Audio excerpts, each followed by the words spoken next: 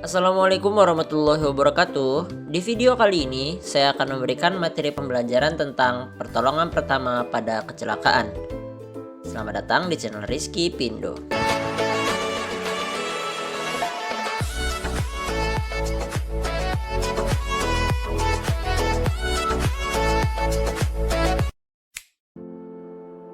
Ancaman bahaya tersebut seperti jatuh dari ketinggian, kejatuhan benda, terantuk, tersandung, tergelincir, terjepit di antara benda, terlanggar, tertumbuk, tertabrak, tergilas benda, terpotong, terkilir, terbakar akibat berhubungan dengan suhu tinggi atau korosi atau radiasi, tersengat arus listrik, dan lain-lain.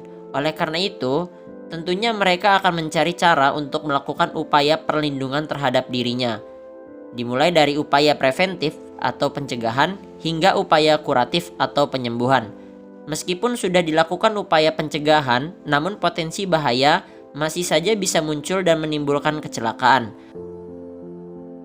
Oleh karena itu, perlu dilakukan tindakan pertolongan terhadap korban kecelakaan agar kondisi korban tidak bertambah parah dan tidak fatal akibatnya.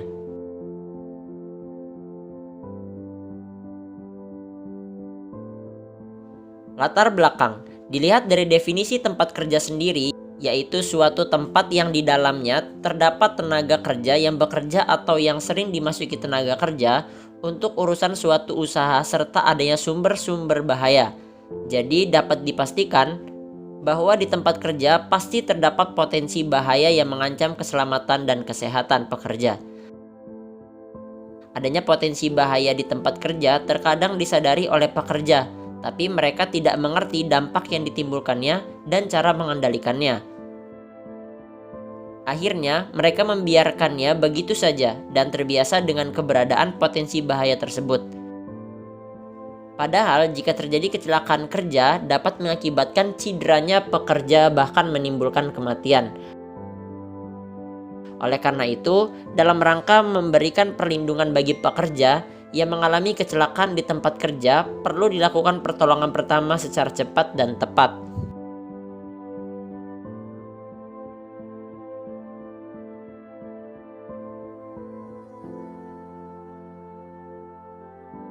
Pemerintah mengatur pelaksanaan P3K di tempat kerja dalam peraturan perundangan. Pada pasal 3 ayat 1, huruf E Undang-Undang Nomor 1 Tahun 1970 tentang Keselamatan Kerja disebutkan bahwa dengan peraturan perundangan ditetapkan syarat-syarat keselamatan kerja untuk memberi pertolongan pada kecelakaan. Hal ini mengindikasikan bahwa perlu adanya peraturan pelaksanaan yang khusus mengatur tentang pertolongan pertama pada kecelakaan. Maka pada tahun 2008, Menteri Tenaga Kerja dan Transmigrasi mengeluarkan Peraturan Menteri Tenaga Kerja dan Transmigrasi Republik Indonesia Nomor per 15/8 Romawi _2008 tentang pertolongan pertama pada kecelakaan di tempat kerja. Pasal 2 ayat 1 dan 2 Permenaker Trans Nomor per 15/8 Romawi _2008 menyebutkan bahwa pengusaha wajib menyediakan petugas P3K dan fasilitas P3K di tempat kerja, serta pengurus wajib melaksanakan P3K di tempat kerja. Hal ini menunjukkan adanya kewajiban bagi pihak perusahaan atau tempat kerja untuk melaksanakan P3K sekaligus menyediakan petugas P3K dan fasilitas P3K di tempat kerjanya untuk memberikan perlindungan kepada pekerja saat kecelakaan terjadi.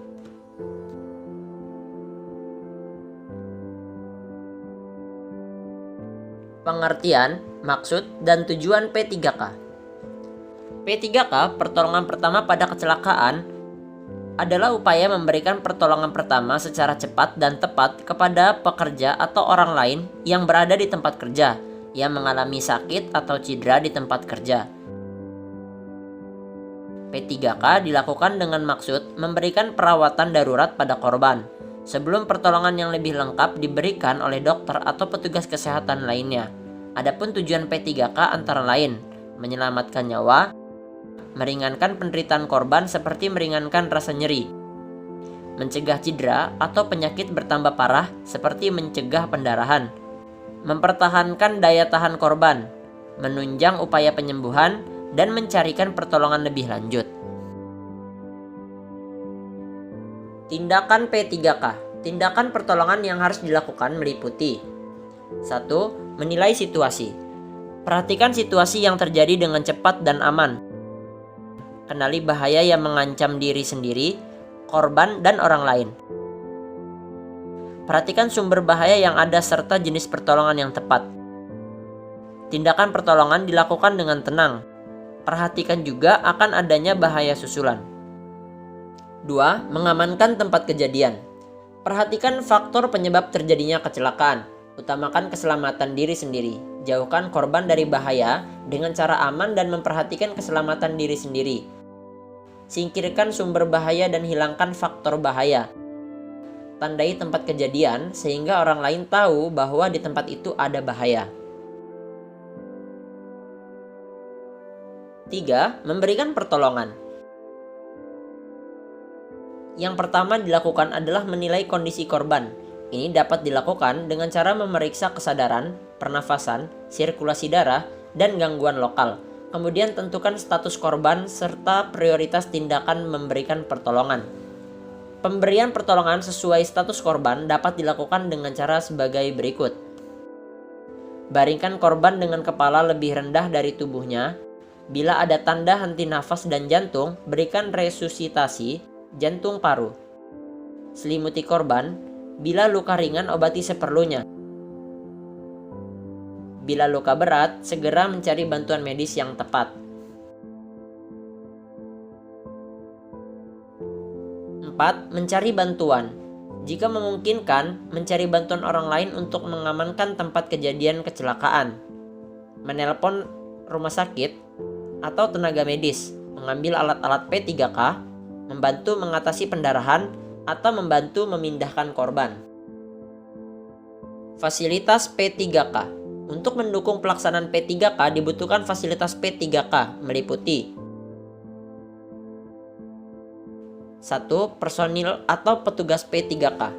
Jumlah petugas P3K disesuaikan dengan jumlah tenaga kerja yang ada di perusahaan, faktor resiko di perusahaan, dan jumlah shift kerja perusahaan. Untuk menjadi petugas P3K, perlu dilakukan seleksi personil atau seleksi kepribadian, kesehatan jasmani dan rohani, serta keterampilan.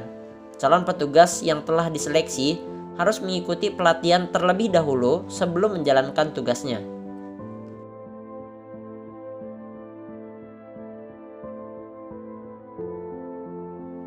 Adapun rasio jumlah petugas P3K di tempat kerja dengan jumlah pekerja berdasarkan klasifikasi tempat kerja dapat dilihat pada tabel berikut ini.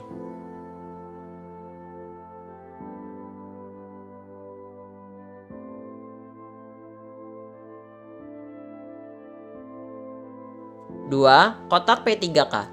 Bahan kotak P3K harus kuat. Kotak P3K mudah dipindahkan dan diberi label. Kotak P3K diletakkan di tempat yang mudah dilihat dan terjangkau. Isi kotak P3K, jumlah dan jenis kotak P3K diatur berdasarkan Permenaker Trans nomor per 15/Men/8 Romawi/2008 tentang P3K di tempat kerja. 3. Ruang P3K. Ruang P3K harus cukup menampung satu tempat tidur pasien dan masih terdapat ruang gerak bagi seorang petugas P3K serta penempatan fasilitas P3K lainnya. Kondisi ruang P3K harus bersih, terang, dan memiliki ventilasi udara yang baik. Agar mudah saat memindahkan korban, pintu ruang P3K dibuat cukup lebar. Lokasinya mudah dijangkau dari tempat kerja, dekat dengan kamar mandi, serta jalan keluar dan tempat parkir. Ruang P3K dilengkapi dengan perlengkapan-perlengkapan berikut ini. Wastafel dengan air mengalir, kertas tisu atau lap, usungan atau tandu, bidai atau spalk, kotak P3K dan isi, tempat tidur dengan bantal dan selimut, tempat menyimpan tandu atau kursi roda, sabun dan sikat, pakaian bersih untuk penolong, tempat sampah dan kursi tunggu bila diperlukan.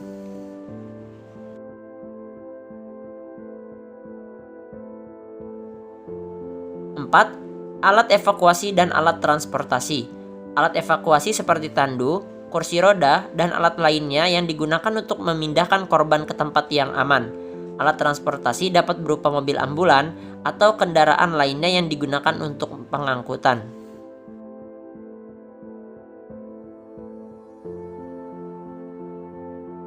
Dan yang terakhir adalah fasilitas tambahan. Fasilitas tambahan berupa alat pelindung diri, peralatan khusus di tempat kerja yang memiliki potensi bahaya yang bersifat khusus. Penjelasan di atas lebih diarahkan untuk tempat kerja dalam lingkungan pengawasan ketenaga kerjaan. Namun jika kita lihat manfaat dari pelaksanaan P3K di atas, hal tersebut dapat diterapkan di mana saja, baik di lingkungan keluarga, lembaga pemerintah, lembaga masyarakat, dan sebagainya. Untuk pelaksanaannya pun tentu disesuaikan dengan kebutuhan masing-masing tempat.